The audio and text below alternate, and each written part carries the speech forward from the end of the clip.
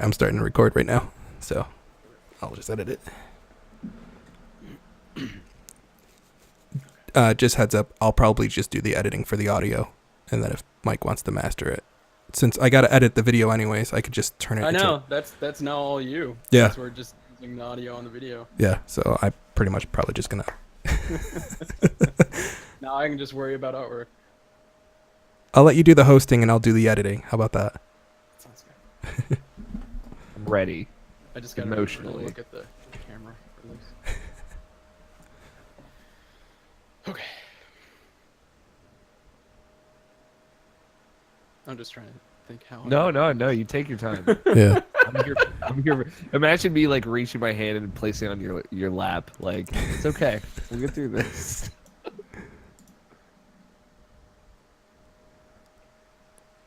Okay. I'm gonna start.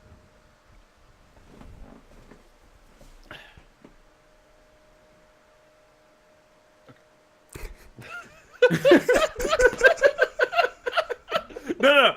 Okay, this is the one. Okay.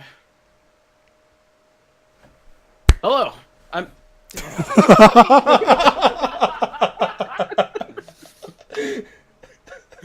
And fuck you.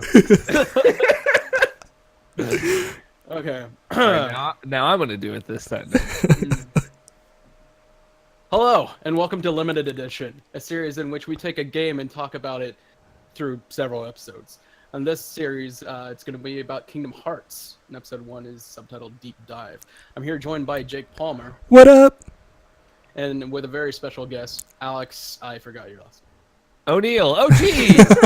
Oh, God. We're here. You should have just said Alex and I yell O'Neill at you, and it's fine. Right? Yeah. Oh. This is going to be great content right here. My last name doesn't matter. What matters is Goofy. That's right. Yes. It's all about Goofy. So in the first episode of Kingdom Hearts, we're going to discuss Kingdom Hearts and Kingdom Hearts Final Mix, the HD remix. So before we actually go into talking about the game, I'm just going to do a quick story overview of what happens during the events of the game. Sure. No way. Take me on a journey. So the game opens up. You have a CG interview. We're off to a great start. You have a CG opening with Utada. What's her last name? Hikari. I'm bad with Japanese. Yeah, I'm not even going to butcher it. It's like it's just like a poppy, almost like techno beats in there. But I remember that song from the commercial, and that's actually what made the game. This whole CG interlude of Sora basically falling into underwater, it looks like, and then he lands on a mural of Disney characters. So at the start of the game, you are in Destiny Islands, which is where Sora grew up, and there's Final Fantasy characters there. Titus. Waka. Your boy Waka. Waka. Selfie, Waka. whose name did not age well. So true. And then you have Sora's friends, which are original characters to the game. You have Riku and Kairi, which are also very important to the plot of the game. Everything seems nice and peachy. They're all getting ready. They're going to gear up. They're going to go out for an adventure on the seas. But then everything kind of goes to hell. The entire island just swallowed up by the darkness, the heartless. It's the same. And Sora is lost in space, basically. And then he wakes up in this place called Traverse Town, which kind of just looks like this old, like, almost, I don't want to say medieval, but like just after the turn of the century of medieval, except there's lectures here. And he wakes up to none other than Pluto the dog licking his face. The only Pluto actually ever needed. Exactly.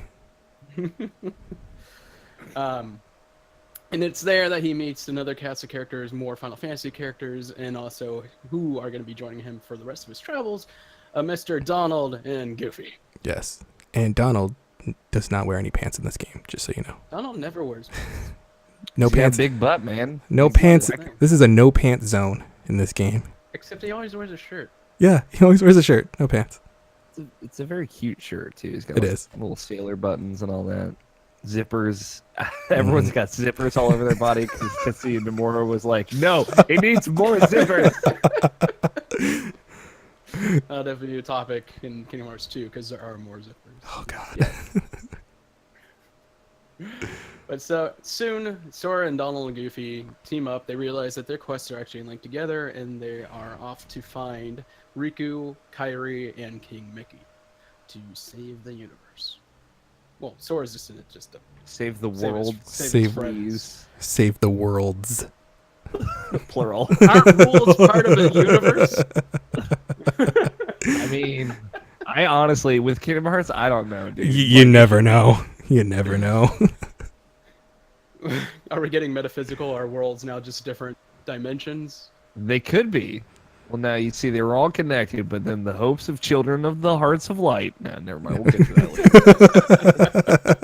later. This is going to be deep, everyone. This is going deep. This is why it's called Deep Dive. Yeah. Yeah. So you spend most of your time in the game traveling from different world to different world. Almost all of them, actually, yeah. There's only 2 worlds in the game that aren't Disney based. Well, 3, including Traverse Town. Right. Yeah. Yeah.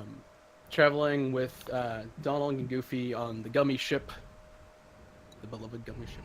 And those missions. Which there's still no explanation for the gummy ship. Nope. I know, like, we're not there where we're talking about stuff yet, but why does the gummy ship exist?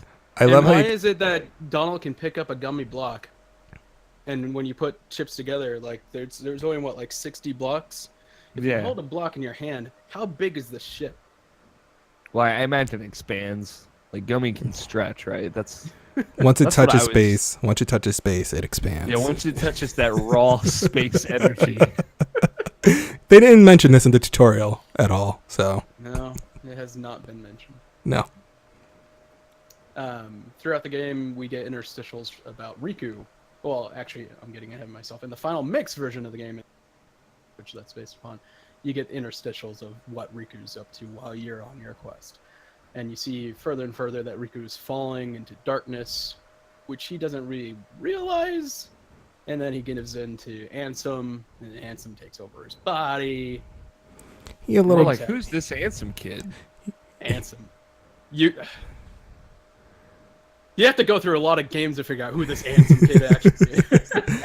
You think you're gonna get the full answer in 2, but then it's like you got pieces. Literally, you don't actually know until Dream Drop Distance what actually happened. Which I haven't finished that one yet.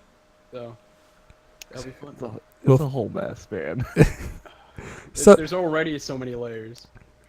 don't Because worry. This Apparently that's not even Ansem. don't worry. There. Oh boy, this is definitely gonna be a deep dive episode. There's just so much to unpack. You gotta save Ansem for like episode 4, right? Yeah. Like, Ansom's gonna get his own We episode. can say what Ansem was to us, what we believed Ansem was. Right. Before we got all messed up later in the games. So you come to conflict with Riku finally at Hollow Bastion, which was a terror of a world. yeah. I'm talking about when you're fighting up on the balconies. When you're climbing that external area for 4 years. When you the go longest to area when you ever. go to do an aerial attack on a wyvern and then you drop down to the bottom, and you're like, awesome, thanks, this is great. This is what I wanted. That's Thanks. why I Yeah. didn't grind there. That was not a good place to grind. No, it's not. Enemies take too much damage. Yep. So you come face to face with Riku, and you have a big fight because you're trying to save Kairi. You defeat Riku, but then you find out it's not really Riku, it's some dude in Riku's body. This all sounds very weird. Well, Very, well. Welcome to Kingdom Hearts. Yes. bordering, Yes. yeah, bordering on things we don't need to touch. That dude runs away. Okay. Kairi is seemingly just comatose, so Sora actually gives her his heart, right? Nope. No, he gives her heart that's inside of him. That's in Because his heart. she Yeah. That's has yeah. his heart. Yeah. Because Sora has Kairi's heart in him, which is how he was able to survive, and then he gives it back, And Which that's makes where her we get into a become whole bunch of heartless. mess. Yeah, like literally the act of doing that. Who would have thought that would have created an actual nightmare? No, you see here. I'll give you some setup. Kyrie had a spell cast on her when she was a child that if she was ever in danger, her heart would flee her body to someone that she could trust. And we don't know that until later. That's fine. Of course. And also something I realized while playing the game again recently, like a couple weeks ago, Sora has all these like flashbacks to Hall of Bastion, Radiant Guardian, whatever. And he's having those because Kyrie's heart is in his, which is something I didn't appreciate. Those were in the original, right? Those were. They were. Yeah. They were. Yeah. Yeah. Which is cool. I thought that's actually a cool touch. It made me appreciate that whole Kyrie's heart is in Sora's heart a little bit more. So this next part, I still get confused on. So Heartless part. So Sora then turns into an heartless because he no longer has a heart. So he's just a regular. First off, the dude's strong. So how is he just a random, just normal heartless? No, the thing is, like the heartless that you become is dependent on how much darkness is in your heart. Okay. Because it's the physical embodiment of the darkness in your heart. So he's like the lowest because he had on the ladder because he has barely any darkness in his right. heart. His body doesn't technically turn into a heartless though. We know what happens to that. Right. But we'll get into that later. Yeah. His heart, the shadow in it comes out and forms around the heart, and that is what the heartless is. Mm-hmm. So, he runs around as a heartless for a little bit. It's very cute. It's very adorable. And then Kyrie turns his heart back into his body, which is also super important, as it turns out, that he has lost his body. You're getting into that dream drop distance stuff right now, Matt. So you can tell me about that in a little bit, which is to say 6 episodes, because you won't understand it probably until then. Man, this is totally real. Like this. Losing your heart, losing your body, and becoming just a floating heart at some point in your life is important to the plot of Dream Drop Distance. I'm not kidding. Oh my God, it didn't seem like that when you first started playing that game either. Because a heartless is a heart, right? Yeah. Right. So his heart encased in shadow, Kyrie helps bring the light back out, and it turns back into his body, which I don't think has ever happened to anyone else. I want to point that out there. Yeah. So. Another thing that makes Sora special. Oh, there's going to be And more after questions that- when Birth by Sleep comes into play. And after that, the gang just teams up. They go to the end of the world to close the darkness, fight Riku, save Riku's body, destroy Ansem, and we end the game. And we have to say goodbye to everyone. But we finally see Kingdom Hearts. Actually. Kingdom Hearts. Quotations. The heart to darkness, the door. The door to darkness. That is light. See, the way I interpreted Ansem being smoked by the light in the heart in the world of darkness, and you guys can agree or disagree with me here. I don't know how you'll fall on it. Was that like it's kind of like the inverse of the heart, right? Like there's a little darkness in every heart.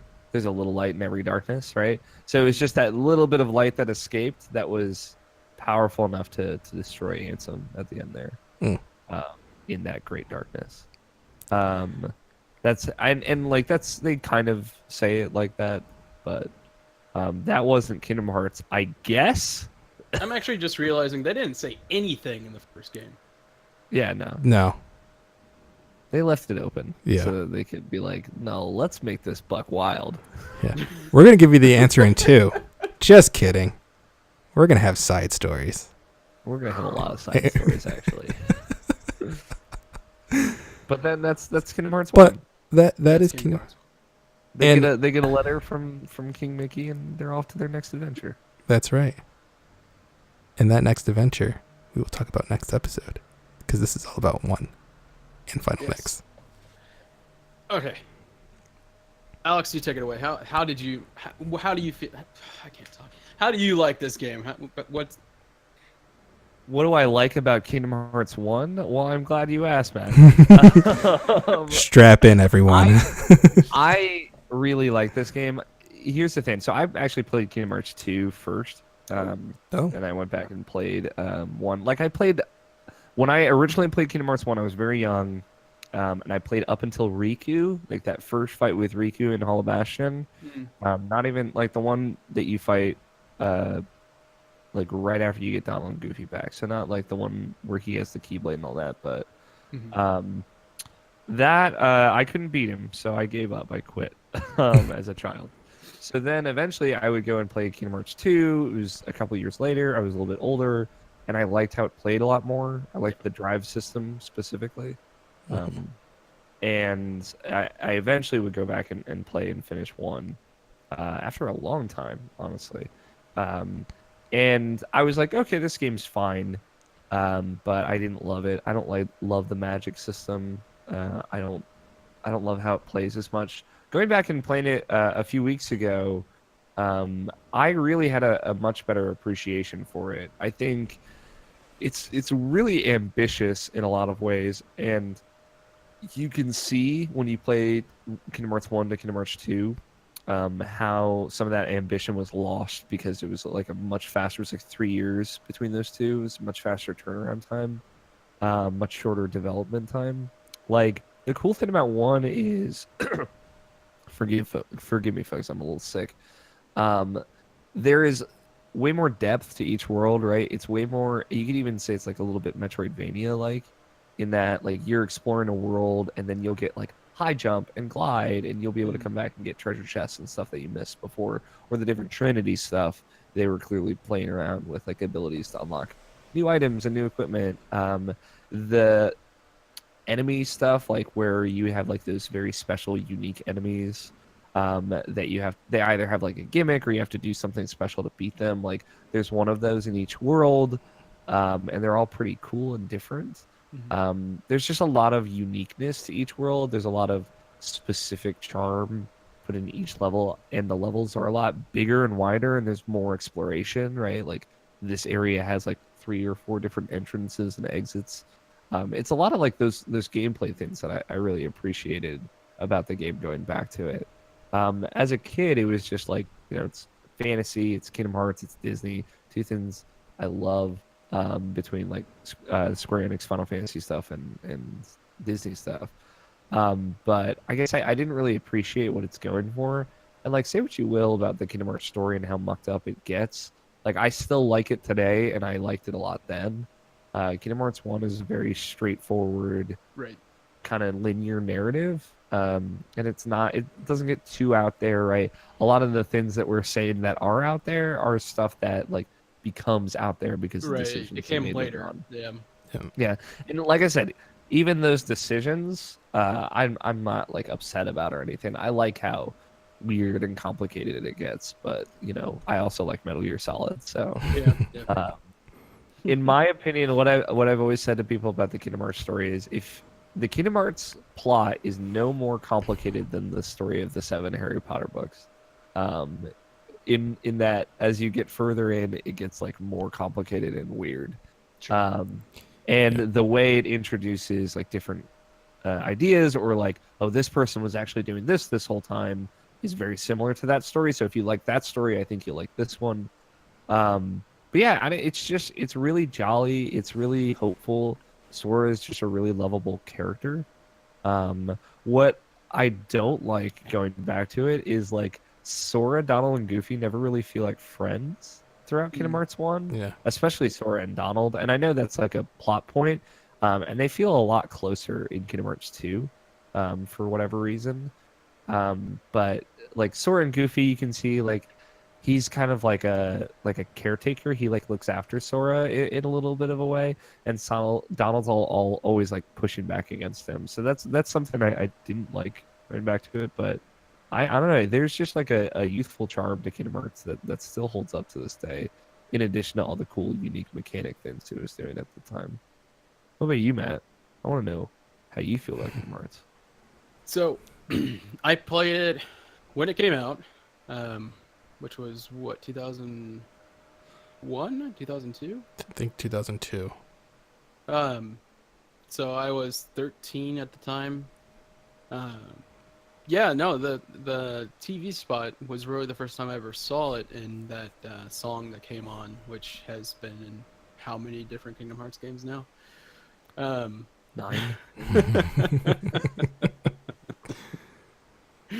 But I noticed on the TV spot and everything that there were Final Fantasy characters. I'm like, whoa, because like this is fresh off of me finally finishing Final Fantasy VII on my own.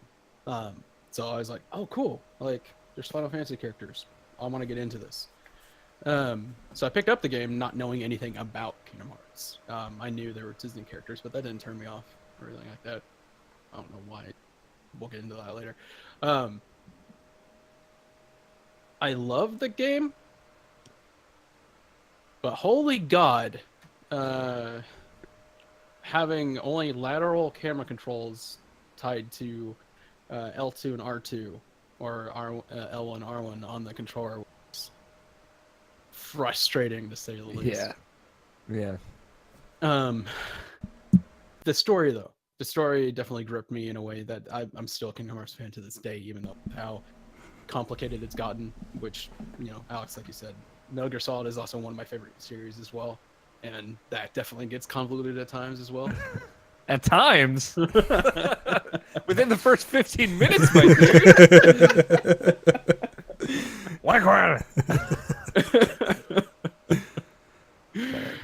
But yeah, the story, the music, the fantastical majesty of the game, and it is very hopeful, as you were saying. There's only a few dark moments in the game, but anytime those moments show up, it's met with like, no, we can do this, we can overcome this. And the game has a very great message in that, like, you can overcome darkness in your heart, and you shouldn't let that engulf you. And as someone who has had multiple bouts of depression, like, that's always a great game to play if you're ever in dark mood. It's like, oh, agreed. Like, there's a light at the end of this tunnel. So, no, I absolutely love the game. I replayed Kingdom Hearts 1, first time I ever played Final Mix. Even though I have the HD remix on PS3, I never touched Kingdom Hearts 1. But so on PS4, I finally played through. I think I had 60% of the trophies or something. So I did like and appreciated the new story beats. Yeah, I still don't know if that stuff with Kairi and like the Hollow Bastion was original, because I thought that was new when I played the HD remix. It's not as like there's only a couple of things. It's specifically in the Tarzan world, when you have to collect slides. At some point, one of the slides that you look at with Jane is a slide of a castle, and Sora's like, I feel like I've been here before. Or I feel like I've seen this before. And then at some point, Sora remembers a children's tale told to Kairi. Right, like there's a scene in the library of Hollow Bastion. In the library of Hollow Bastion. I'm pretty sure that's for sure in the original version of the game. Because like the stuff they added for the remix was like Riku's story, just to give a little bit more context of like, when Destiny Islands was engulfed, he ended at Hollow Bastion, like pretty much on the other side of the worlds, excuse me. Universe. And the universe. What? And also obviously the setup for Kingdom Hearts 2. In which, Kingdom Hearts 1 is very much a closed story. Like, there is that ending, and secret ending and all that stuff, but if there wasn't another Kingdom Hearts game, that one still would have held up. Like, there aren't plot holes that we're aware of yet. Yeah. With everything that they've gone back and tweaked and said, no, this is actually what happened. This is who that is. And so on and so forth. So even still replaying the game now, like, I still loved it. Especially loved the new camera control. It made grinding a lot easier once you figure out where you need to do that stuff. So it was a lot more enjoyable this time around. Even though I loved playing the original, it definitely got frustrating, especially at the end of the world when you have to do all that platforming and stuff with the camera that was beyond fun. Yeah. Yeah. Still holds up. Still love it. Jake, what do you think? So my experience with Kingdom Hearts was kind of different. It was kind of different because I didn't buy a PS2 until after I graduated from high school. So it was after 2006. It might have been 2007 I bought a PS2, around the time PS3 was coming out, and I couldn't afford the PS3. That would have been a year after PS3 came out. Yeah. Yeah, you and no one else could afford it. No, it was like $600 at the time. Like, no, I'm good. So I'm like, I'll just buy a PS2, and everybody kept talking about Kingdom Hearts, and these are guys that were like into the Halo scene, into these like first person shooters, and they're like, play Kingdom Hearts, you're gonna love it. And I was someone who never really played Final Fantasy games at all, so I just know, like, okay, we got some characters from that series, and then we have Disney characters in here. So I played it, and I wasn't even expecting much out of it, and I was hooked first time just playing through this, and then realizing how all these characters actually build into all these different worlds and how they're interacting. And so that Kingdom Hearts made me look into Final Fantasy later, where I started having a very much appreciation for 7, because I started loving Cloud, and then doing the secret boss battles at the end with Sephiroth. I'm like, I need to learn more about this guy, because this guy, he's pretty tough. I need to know what his story is. So Kingdom Hearts just started a path into RPGs I've never really experienced before. I played RPGs like, Super Mario RPG on the Super Nintendo, but never like something like truly hardcore RPG. So this made me go more into my loves for RPGs, and then now I'm with like the Persona series and everything else. It's just now RPGs are like my absolute favorite, because this is like the one time with the story I felt such an emotional attachment to all these different characters, all the different stories. I instantly fell in love with Riku, and then him falling into the darkness. Like, I'm like, no, stop, don't do this. And then just seeing him further go. Recently playing it, I'm like, when he first starts, I'm like, you're just being a spoiled brat. Like, dude, Sora Riku got sucks like, in this game. yeah, I'm like, dude, you're so mad that Sora got new friends. Like, that's all it is. You're so mad that he got new friends and he's hanging out with them. And that's all it feels like. I'm like, no, Riku, that's not. Riku is a great character. He is. He is terrible in this game. It's very terrible. True to the age they're at, though. Like, oh yeah. Oh yeah. And like, there's 6 of you on an island. Well, apparently the island's a lot bigger than we're led to believe. Well, it's one island off the shore of like an actual place. Right. Yeah. Where Sora's mom is, and God knows where she thinks her son is this whole time. She has one line the entire game? Sora, dinner's ready, and then nothing else. She died. Xehanort walks in the room and shoots her with a fucking gun.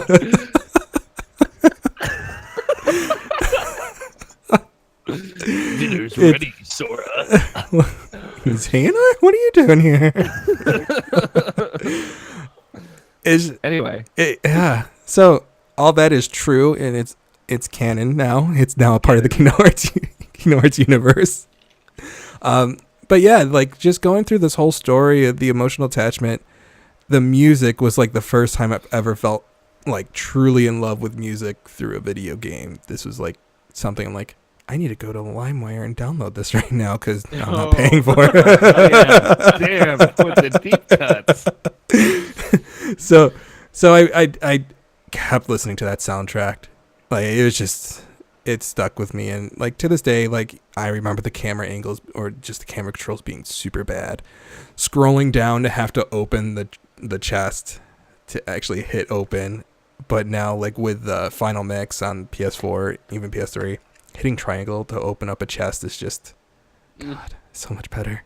Thank you for introducing that in Kingdom Hearts 2. I appreciate Still can't that. open a chest when enemies are around in Kingdom Hearts 2. Nope. Don't even bother. But with this game, like, I also appreciated all the secret bosses. I'm sure we'll talk about those later, but just knowing how many secret bosses you can fight was so awesome, and the hardest one being Sephiroth. Yep. Always the hardest.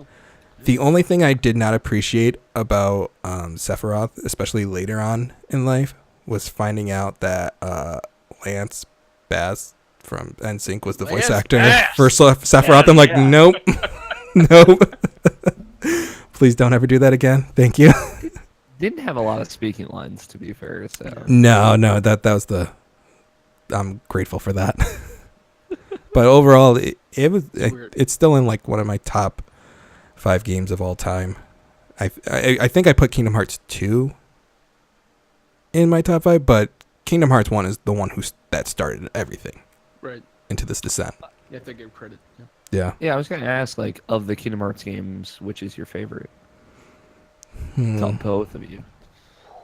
For me, it's 2 Final Mix with a bullet, for sure. But I haven't played 2 Final Mix yet, so 2 dude. is still at the top. The Final Mix is pretty It's good. It's phenomenal. very good. I'm excited. I do have to give a shout out to Dream Drop Distance, though. I didn't think I was gonna really like that game, but going through the stories about that, like it's very. I feel like it was underappreciated, especially at the time that it came out. But it's a good piece to draw everything together. But it's not going to be my favorite, but I do have to give that one a shout out. But Kingdom Hearts 2 is definitely. We should ask this question again at the end of our series, since I played through everything. Yeah, and then ask it again after 3 comes out. Yeah, because we all know what the answer will be. Still Kingdom Hearts 2 with a bullet. It's just going to be a 5-second episode. It's still 2. It really is going to depend on if Kingdom Hearts 3 has drive forms, which I feel like we would have known about by now. But well, I feel like the drive forms are like those different types of weapons that he's the using. Keyblade transformation. Yeah. I'm just worried about this game a little bit, only because of looking how long man. if Final Fantasy 15 took. We're all worried about this game. Here's my main. You know, the game's been in development for 5 years. Like it's not gone in any weird development cycle type things, right? It's just been straight 5 years, and that makes sense for a big game like this. Yeah. Japanese developed game, and also a game full of licenses. So yeah, for me, I feel like the development cycle for that game has been pretty healthy, all things considered. That's true. It's just a matter of like, are you guys gonna take all the time you need, or are you gonna try and force this out in 2018? They gotta delay it. Just take your time, man. Yeah, just delay it. Don't make a whole key event to show us the release date and then delay it anyways. Just don't do it. Yeah.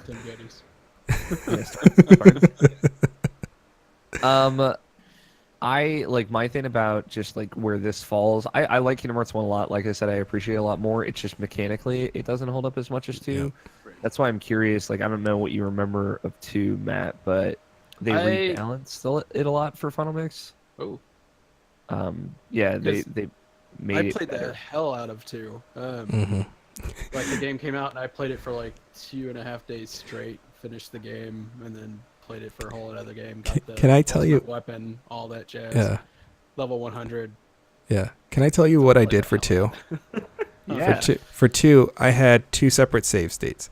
One was my normal playthrough. The other one was saved where I would fight Sephiroth over and over again.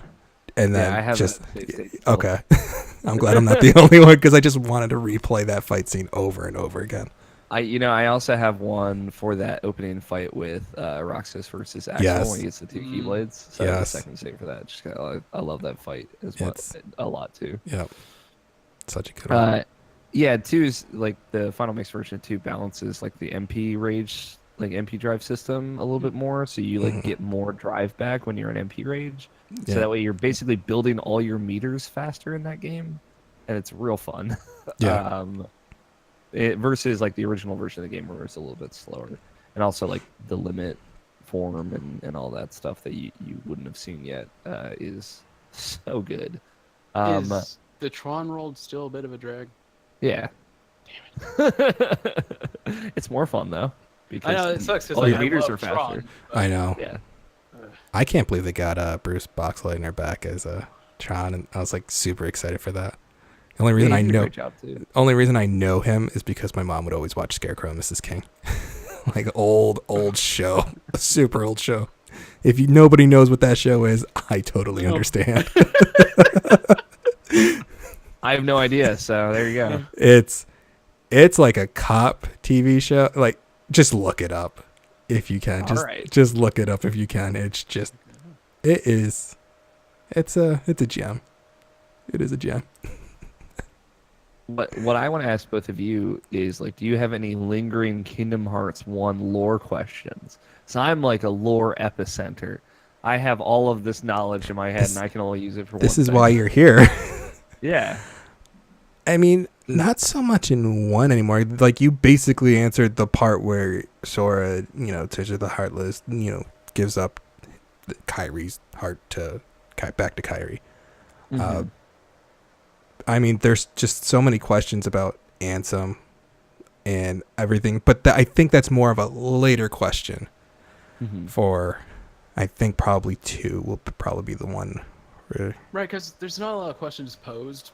No. The lore in 1. Yeah. I will say it's not really until later. I will say in questions about everything. Playing through recently and actually reading through all the Ansem reports and clicking on the last one and reading, they do talk about nobodies, and I never even seen that before, and I was like, wait, what? Just seeing that, I'm like, they actually call them nobodies, and like, that's awesome. And that was added in that Ansem report was added in Final Mix. Yeah, that's what I thought. Yeah. Yep. Because I didn't remember that in the original game. Mm-hmm. Which is cool. Like, they keep in mind, Final Mix came out as like this re-release in Japan while they were developing 2. So I mean, they had an idea of what they were doing, but it was really rad to see that and to see that come together. Because that Ansem report is connected to the unknown, which is really Xemnas. Mm-hmm.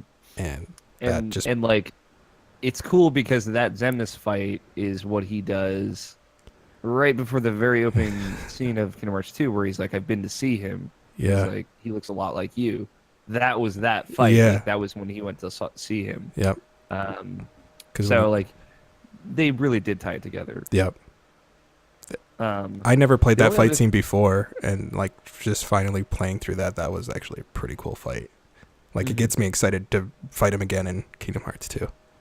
Yeah, and they use a lot of his boss mechanics from 2. Yeah. There's also, like, what's really cool is Xemnas, that fight in 2, actually uses like fight mechanics from Terra, the last remnant or whatever his armor is called in Kingdom Hearts 2 Final Mix as well. There's like one mechanic and it's very similar, which also kind of bridging the gap between the history of those two characters. But the only other thing that's weird and that they set up as a mystery in 1, which I like, is the figure in the brown cloak on Destiny Island. Oh, yeah. Mm-hmm. Yeah. Which they eventually answer in Dream Drop Distance. But that was like them seeding out of like, well, if this is Ansem in some form, and I don't want to necessarily spoil it for you, Matt, but that is Ansem in some form. But I won't like say like what it ends up being, but how did he get here and why is he here? And like, again, that all kind of ties together to who Xehanort is and where he comes from. So. Shout out to Billy Zane. I know. Yeah. I was so mad he wasn't in 2. Doing work. He comes back though. Yeah, that's good. Yeah. Because him with that voiceover, it was spot on. Like, he has a very unique voice, a very unique deep voice, and then he can actually do a little bit normal voice. Like later on, he does, like when you're in the fight scene with him in the darkness. Mm-hmm. But man, yeah, he comes back to voice all of the Ansem iterations of Ansem. If you aren't confused now, you will be later in future episodes. Yeah, he does a really good job. Yeah. No, I'm glad we're doing this because it also makes me go out play the ones I haven't finished. And stuff, So I'll have actually like first impressions when we're doing these. That's good. I'm excited to hear what you think about the other games. One who knows nothing understands nothing. The only and that is very true with this whole series. Yeah, little bit now. The only ones I've finished are 1, the original Chain of Memories. 2, I think that's it. Mm-hmm. You can add 358 /2 days. Over 2 days. Well, I mean, I watched the movie. Oh, you watched? Oh, I thought you said you. Okay, you watched the movie. No, I played a little bit of it and then stopped. Because it was rough. It's just boring. That's the biggest bummer about And I it. did touch Coda just because it was a full game. I saw it and I was like, I'll just. Yeah. I'm good. Yeah. Which is PBS, I've only played through Terra's story, so I still need to go through the other ones. Yeah, it can be fun.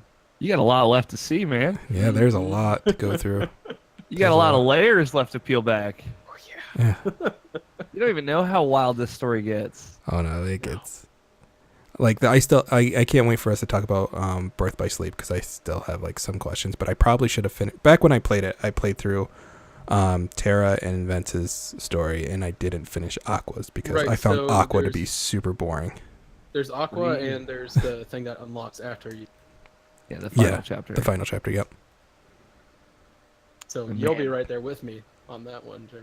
Mm-hmm. I love Aqua in that game too, so I'm curious to see if going back to it. I'm hoping I feel better about it. I just remember during that time, maybe I was just burnt out by playing the game like twice over and then having to play its Aqua. Like, yeah, just one more time. I was like, that's why I stopped because like I went directly into Ventus and I'm like, I'm gonna take. But I will say, like going through those games, yeah, you have certain parts that are the same, but every storyline felt different in a good way. Yeah, going through. So I am excited to go back through those. You guys wanted to talk about the trophies in this game? Correct? I do, because little did I know that they made it easier on the PS4 version. So guess what I did last night up until 2:30 in the morning? Were you grinding out levels, trying to get to level 100? Nope. Even worse. Mission? I was doing all the gummy ship missions, and I did every single gummy ship mission 3. I got every single blueprint, and I was waiting for a trophy to pop up, and I'm like, "Where's this trophy?" Like, and I re-uploaded it, and I just did everything. I was like, "I got all the gummies. Where's this trophy?" Go through my trophy list. Oh, you got it 2 days ago, where it's only collect 30 or more gummy ship blueprints. I'm like. Whoops. And don't you only have to finish one level 3 mission for that trophy? Yep. And those level 3 missions are a nightmare. They are. I did the one from Hollow Bastion to End of the World where you can only have 2 gummy pieces, and take no damage. Yeah, I don't know how you did that, my man. I did it. I did all the missions. They said, "Hey, good jobs. Here's this one chip, and then why don't you try it on Kingdom Hearts Proud mode?" I'm like, no, never again will I do these gummy missions ever again. So, I mean, shout out to you for actually doing oh my god, I can't believe I'll say this though. Oh, go ahead. Actually, no, I was just so mad that I had the PS3 version of trophies in my mind, so I kept going through them. But they made the trophies a lot easier in the PS4 version. So in the difficulty trophies stack that I didn't even know until I actually beat the game, and then I'm like, wait, I got the trophy for beginner and final. I'm like, son of a bitch. So, do you only have Speedster left? I have Speedster. For some reason, I did not get the trophy for not using a continue, and I never used a continue throughout the whole entire game. Weird. Yeah, so that one didn't pop, so I have to do that again. And then I have to do Proud, Speedster, not changing my equipment, and I believe that's it. You got all the Donald staffs. And I got everything. Oh, dude. Okay. And one, I got Donald staff from less than 300 wizards. The defender took me over 1,200. I had to destroy 1,200 defenders in order to get Goofy's stupid shield. I haven't looked at my stats to see how long it took, but it took a long time. It took a long time. That was. I mean, you gotta get to level 100 one way or the other, you know. I was already level 100 by the time I was grinding this stupid thing. Well, so I'm just collecting money, and I'm like, no, I'm already max money, so I'm just doing this. And you were using the rare drop ability? I had everything equipped. I had everyone's jackpot, lucky strike. I had everything equipped. I had to keep going and keep grinding. so let me tell you this, and this might make you feel better about playing it twice again to get these damn trophies. Proud mode's hard. I'm not gonna lie to you about that. That's tough, but I think it's fun. Yeah, it's a good challenge. Keep in mind you can also skip Atlantica if you wanted to. or Halloween Town, whichever one of those two. Gosh, I wonder which one of those two you want to skip. But when you do a playthrough on easy mode, which would I'd recommend for the don't change your equipment thing, because I cannot imagine doing it any other way. No. I think it's like plus.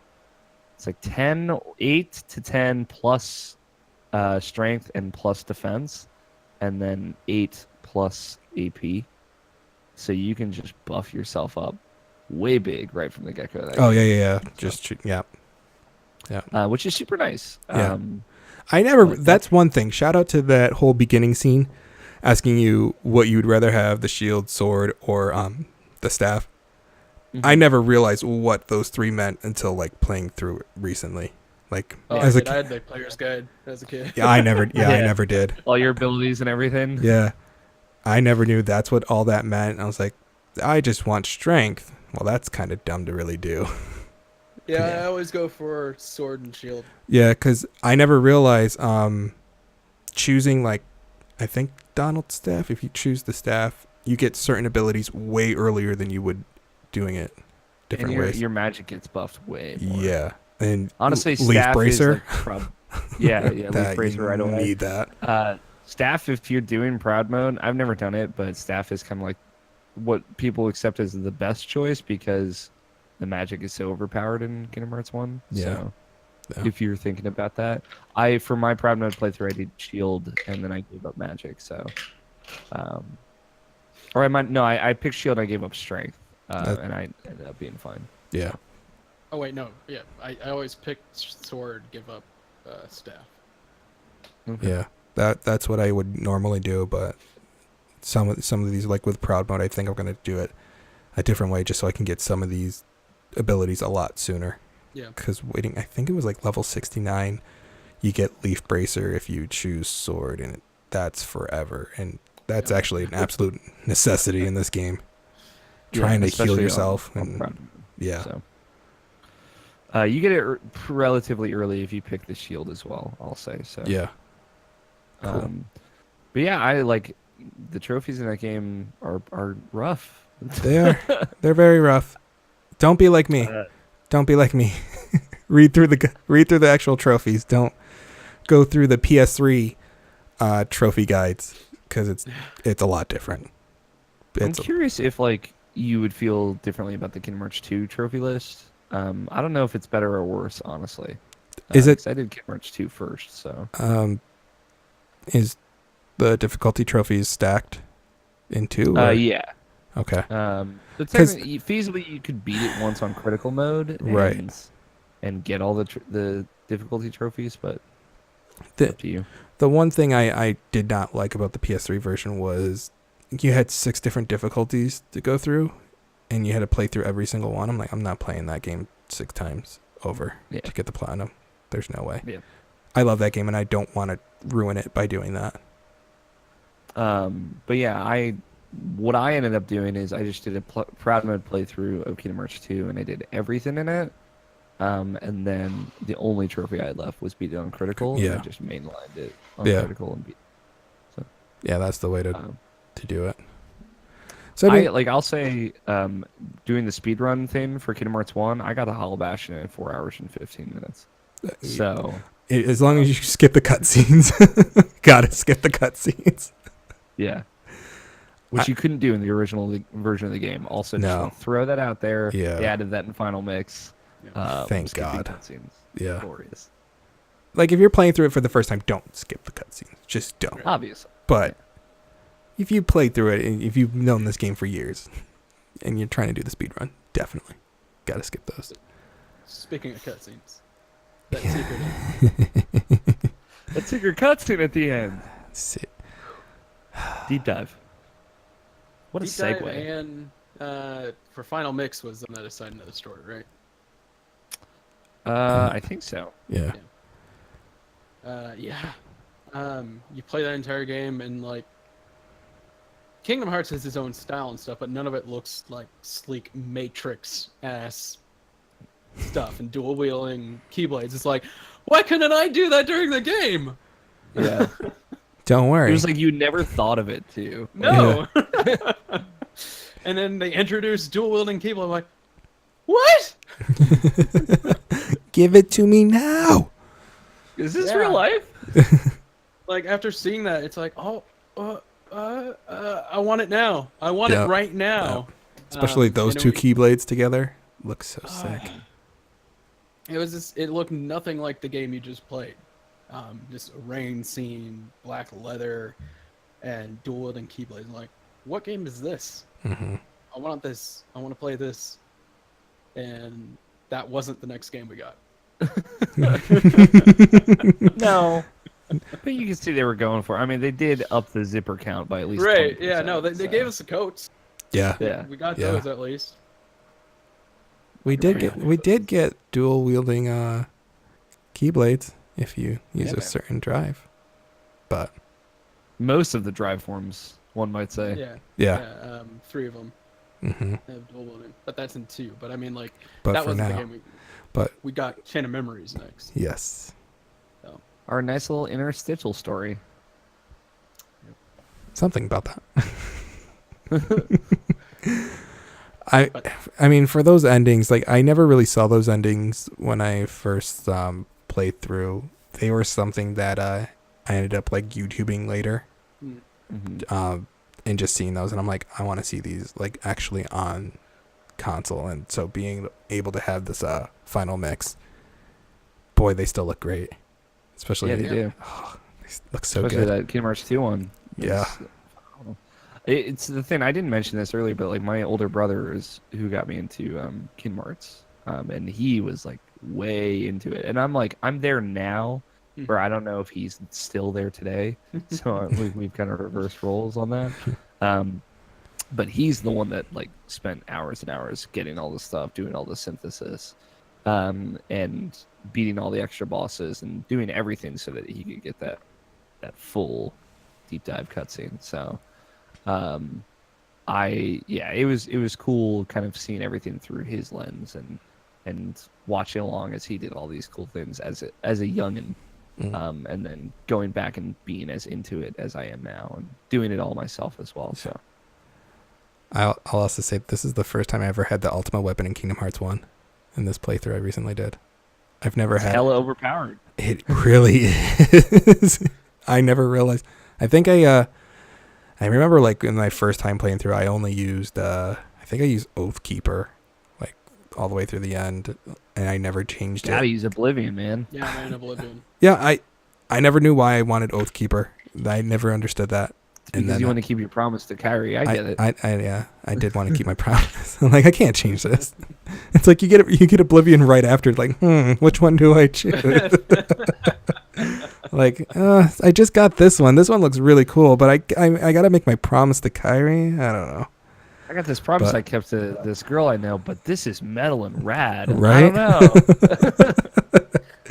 I don't know. And going back through, I never knew how helpful Divine Rose was. I never really used Divine Rose, but using it through this gameplay was like, ooh, this is a really good Keyblade. Really like that one. Strong agree. Yeah.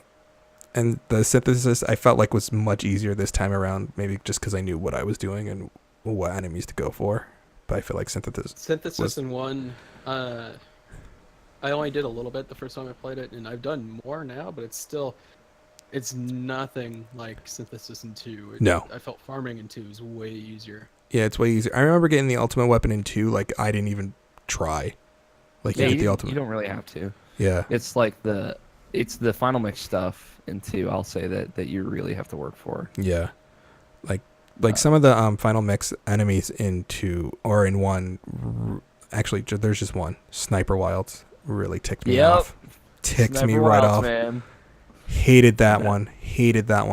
I think that was the hardest one for me recently, but after getting everything, just getting all the synthesis, getting everything through the Muggles. But getting through and then finally getting the ultimate weapon, I felt more accomplishment in this game than I did in 2. It was definitely a struggle in this one. Yeah. Oh yeah, definitely.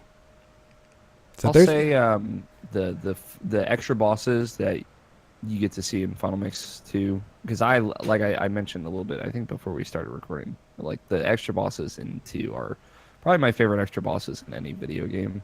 Beating those is some of the most gratifying things I've ever done in a video game. Yeah. So. And now I can't wait to play 2.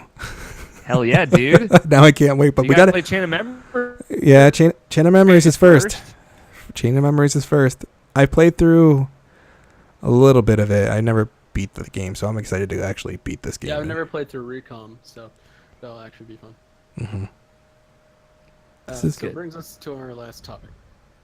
This is something more about back when the game came out, as opposed to right now, where I think almost everyone loves Kingdom Hearts now.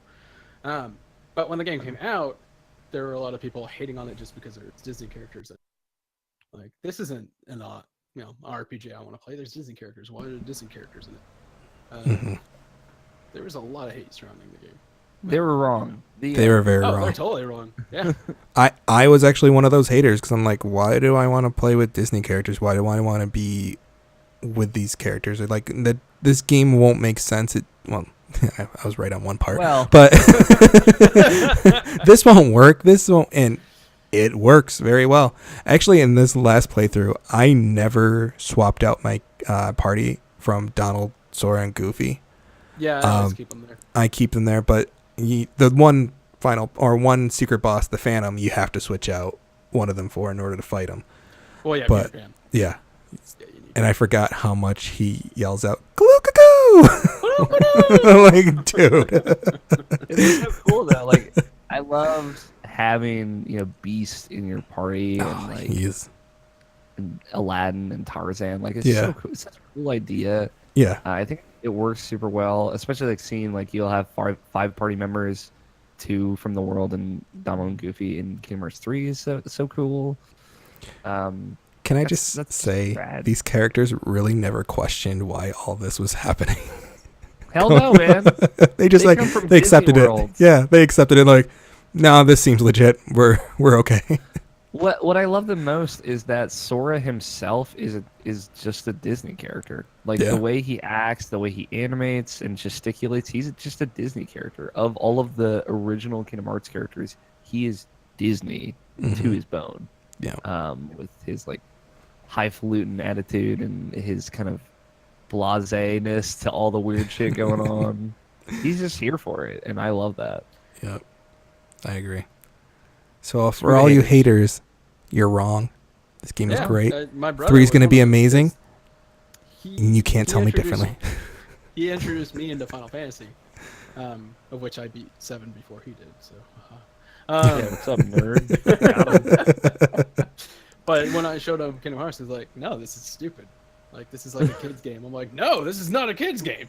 Like, I swear really not. No, it's not. I don't understand the plot of Kingdom Hearts." I'm like, I had to go to the internet to understand this game.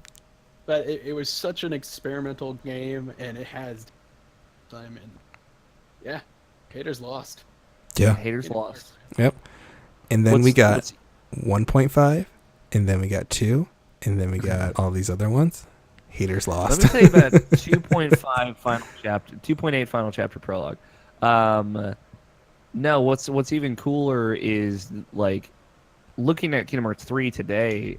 If you think about Disney in 2002 when Kingdom Hearts 1 came out versus Disney in 2018 when presumably Kingdom Hearts 3 is coming out, like, it is a very different world we live in, where Disney is kind of like one of the most powerful companies in the world. Yeah. And the fact that they're letting Kingdom Hearts exist is really cool and really exciting. And it's just like this weird, odd RPG thing that exists, and I'm just so happy it does. Yeah. So. Thank you, Disney. Exactly. Thank you, Disney. Thank you, Square Enix. We appreciate it. it. Bob Iger out there trying to cause some political intrigue. God. Now I brought it down. Bring me back up. So, Matt, do you want to let the viewers know what's next? So, next up in our limited edition Kingdom Hearts series is going to be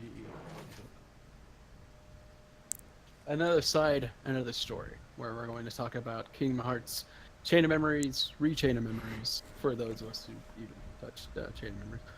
And we're also going to be talking about 58 / 2 days. How is that game ever supposed to be named? Like, is it really 358 / 2 days? Is it 358 out of 2 days? I don't know. 358 over 2 days. Over 2 days, yeah. Like that is how I refer to it. Just like Kingdom Hearts X is really Kingdom Hearts Key. Key.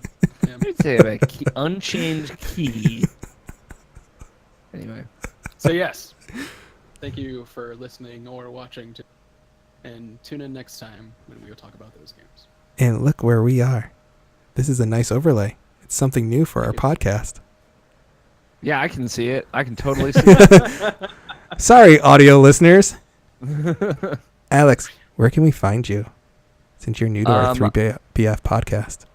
Yeah, I host a video games podcast. It's called Irrational Passions Podcast. It's a product of irrationalpassions.com, a website of which I am the editor. You can go read some cool stuff that me and my team have written there. Very, very talented people write for that website. I encourage you to go check that out and give a read. For example, today, the day we're recording this, video review of Moonlighters went up. Moonlighters is a video game that is hella great. It's maybe one of my favorite games that's come out in 2018. Mike Burgess did a great review of it. You should go check it out. And I also host a show called Get Acquainted. It's a one-on-one interview show where I sit down and talk with people I think are cool. Most recent episode, we made a bunch of E3 predictions, and Lord knows, I hope I got some right. So go check those out. We did that too, and I made some outrageous predictions. I've already been wrong on a couple of things, so don't worry about it. Matt, are we doing half points on this? We haven't been talking about the betting table. I know, we did it. God. But apparently it really looks like Devil May Cry 5 is a shoo-in, so yeah. I'm happy. Yeah, there we go. There we go. Sorry, man, I didn't believe in it either. Like it was always a pipe dream. Like last year they dangled it with us at the Marvel's Capcom Infinite thing. Yeah, it was always one of those outrageous predictions that, hey, it might happen this year. Not really, but... I still don't entirely believe it until I see it. Yeah. Just like Kingdom Hearts 3. I don't believe there's a release date until... Man, Monday morning, Square Enix direct press event, whatever they're calling it. It's going to be real. It's I can't if wait. they show it there and they don't show it at Sony. Or Microsoft. Oh, God. How is that... Maybe that's a conversation Right, for another time. There's another conversation later on. Way later. Jake, where can we find you? Jake P47 on Twitch, Twitter, Instagram. Follow. Matt? And I have been Matthew or MC Wright. You can find me at Shivs2 on Twitter and Instagram. Thank you all for listening and watching, and we'll be back very soon. Bye. There's always light in your heart. Never forget. Bye. Never forget.